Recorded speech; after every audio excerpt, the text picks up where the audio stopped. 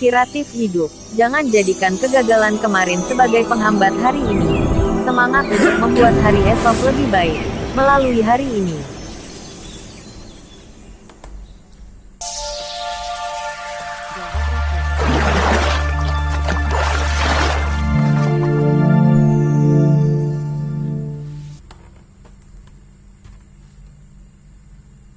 Episode 107. Mengetahui kebenaran. Grup Citra Abadi sendiri hanyalah sebuah perusahaan kecil yang bernilai puluhan miliar. Sementara, keluarga Yuwono dan keluarga Liono harus menggunakan aset seharga ratusan triliun untuk bersaing. Keluarga Liono ingin membuat grup Citra Abadi mati, sedangkan keluarga Yuwono ingin membuat grup Citra Abadi tetap hidup. 2 hari kemudian, kedua belah pihak melemparkan banyak uang dalam permainan bidang industri grup Citra Abadi di pasar saham. Masing-masing bahkan sudah berinvestasi puluhan triliun. Namun, ketika pasar saham ditutup pada hari Jumat, harga saham Citra Abadi Group masih kuat. Pada hari inilah Yoga menerima telepon dari kakeknya, Yuangga Liono. "Kakek," Yoga tidak berani menjawab telepon dengan suara yang terlalu keras. Saat ini dia sedang bertarung melawan Sean dan sudah menggunakan 12 triliun aset keluarga. Yuangga memaki Yoga dari seberang telepon. "Kakek perintahkan kamu kembali ke Banten. Jangan melawan Sean lagi. Memangnya berapa harga seluruh grup Citra Abadi yang kecil itu? Hanya untuk membuat perusahaan ini bangkrut. Kamu bahkan sudah menghabiskan 12 triliun. Dasar bodoh." Yoga sangat ingin menjelaskan terlebih dahulu. "Kakek, aku," Yuangga langsung memotong dengan tegas. "Tidak usah bicara lagi. Begitu pasar saham dibuka pada hari Senin, kamu harus segera melikuidasi semua saham yang ada di tanganmu.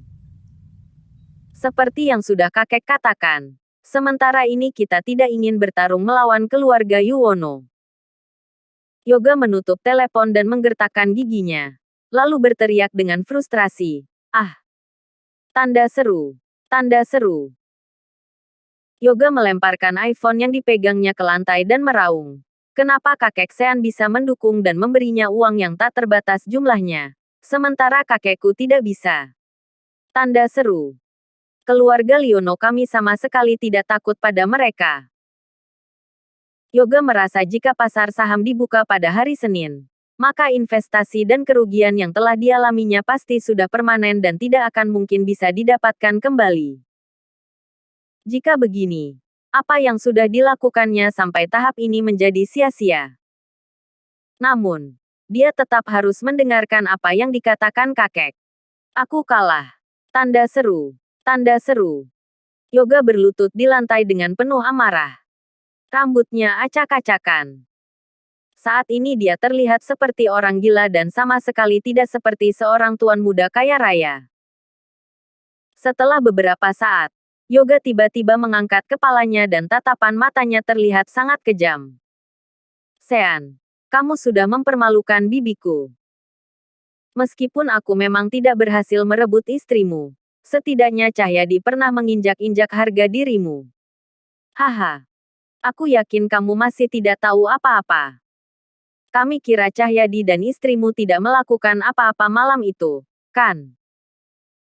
Yoga memungut ponselnya lagi dan menemukan rekaman suara 1 gigabita yang tersimpan di folder rahasia ponselnya. Sebuah senyuman jahat yang licik terbit di wajahnya. "Baiklah. Sesungguhnya aku tidak ingin melakukan hal tercela seperti ini. Tapi, karena aku tidak bisa mengalahkanmu, aku tidak bisa membiarkanmu hidup bahagia. Aku akan membuatmu menikmati suara istrimu yang luar biasa itu." Keesokan paginya pada pukul 4 pagi, Sean perlahan membuka matanya karena ingin ke kamar mandi. Dia memiliki kebiasaan untuk mengecek ponselnya terlebih dahulu. Tepat pada saat itu, Sean melihat surel anonim di kotak masuknya. Dia langsung kebingungan begitu melihat judul surel itu. Suara nyanyian Giana yang luar biasa. Sean merasa ini sangat aneh. Tentu saja dia tahu bahwa suara nyanyian istrinya sangat indah. Bagaimanapun juga, Giana memang mengambil kuliah jurusan musik. Sean menoleh dan melirik Giana yang sedang tidur di sampingnya sambil berpikir, mungkinkah Giana yang mengirimnya? Karena takut membangunkan Giana, Sean memakai headsetnya dan memutar rekaman suara itu. 40 menit kemudian, amarah Sean sudah mencapai puncaknya. Wajahnya memerah, tinjunya terkepal, dan tatapan matanya kejam. Dia sudah tidak sabar untuk membunuh orang. Rekaman suara ini sama sekali bukan suara nyanyian Giana, melainkan bukti bahwa Giana dan Cahyadi menyewa kamar. Giana, kamu berbohong padaku. Sean meraung histeris di dalam hatinya. Meskipun tidak ada video rekaman, audio itu sudah pasti suara Giana. Sean II menghabiskan waktu yang cukup lama bersama Giana sehingga dia tahu betul suara lembut Giana yang seperti kicauan burung. Sean menatap sisi samping wajah Giana yang sedang tidur pulas di sebelahnya. Giana masih terlihat sangat cantik. Namun, saat ini Sean benar-benar ingin menamparkan wajah yang membuat banyak pria terpesona itu. Sean mengangkat tangannya, tetapi menurunkannya lagi. Dia tidak bisa melakukannya. Di satu sisi, Sean menyimpan perasaan untuk Giana. Dia selalu menyayanginya dan tidak akan pernah menyakitinya.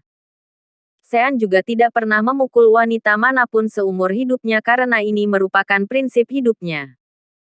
Di sisi lain, sekarang Giana sedang hamil dan mengandung anak Sean. Karena Sean adalah seorang ahli bela diri, dia takut kehilangan kendali. Bisa-bisa setelah menamparkan Giana, dia akan terus menamparnya. Giana yang lemah sama sekali tidak akan mampu menahan kekuatan Sean.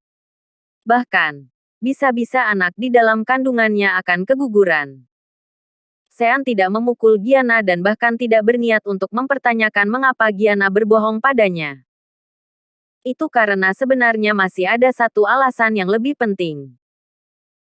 Jika saat ini aku memukul atau membangunkannya, dan bertanya mengapa dia berbohong padaku, dia pasti punya banyak alasan untuk disampaikan. Dia pasti akan berlutut dan memohon padaku lagi seperti terakhir kali. Pasti aku akan luluh lagi. Bisa-bisa, aku akan merasa tidak tega lagi. Bahkan jika hatiku sekeras batu sekalipun, Giana juga tidak akan pernah menceraikanku. Selain itu, aku juga sudah berjanji pada Nenek Wanda bahwa jika bukan Giana yang menceraikanku terlebih dulu, aku tidak akan menceraikannya. Benar. Alasan mengapa saat ini Sean tidak bisa mengajukan perceraian secara tegas seperti waktu itu adalah karena janjinya pada Nenek Wanda sebelum meninggal. Sean adalah seseorang yang sangat menghargai janji. Karena dia sudah berjanji pada Nenek Wanda, dia pasti tidak akan mengingkarinya. Namun, Giana sudah menipu dirinya seperti ini. Selain itu, perselingkuhan Giana merupakan fakta yang tidak dapat dibantah lagi. Sean benar-benar tidak menginginkan wanita pengkhianat seperti Giana. Sekarang, dia harus bertahan dan berpura-pura tidak tahu tentang ini semua. Kemudian, dia akan mencari cara untuk membuat Giana berinisiatif mengajukan perceraian. Diam-diam Sean pergi ke kamar mandi, kemudian menghubungi kakeknya yang berada di Inggris. Di sana, waktu di sana sudah menunjukkan sekitar pukul 10 malam. Apa kakek sudah tidur? Tanya Sean. Terdengar sedikit tangisan dalam nada bicara Sean. Dia merasa sudah diperlakukan dengan sangat tidak adil.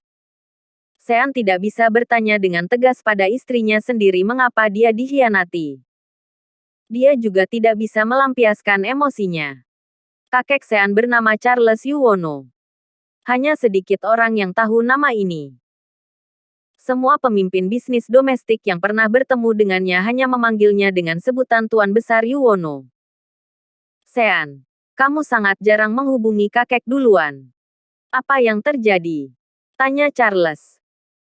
Dari suara Sean, dia sudah bisa menebak bahwa suasana hati cucunya itu sedang sangat tidak stabil. Sean berkata, "Maaf, kakek. Aku tidak bisa menyelesaikan misi pelatihan grup citra abadi ini. Apa ini karena serangan keluarga Liono? Tanya Charles. Nak, jangan khawatir. Meskipun kakek tidak berada di dalam negeri, kakek masih memiliki banyak teman baik di sana. Hanya keluarga Liono saja. Tidak perlu kamu khawatirkan. Grup citra abadi tidak akan runtuh. Tanpa disangka, Sean berkata, aku sudah tidak ingin menjadi presiden direktur grup citra abadi lagi. Aku ingin menyerah pada pelatihan kali ini. Kenapa? Apa yang terjadi? Tanya Charles kebingungan.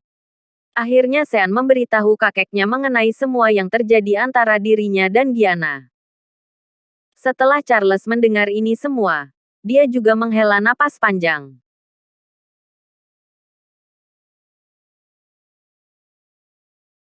Terima kasih sudah mengikuti channel Wan dan Putra Orsia. Jangan lupa subscribe, like, and share. Tunggu episode selanjutnya. Salam silaturahim.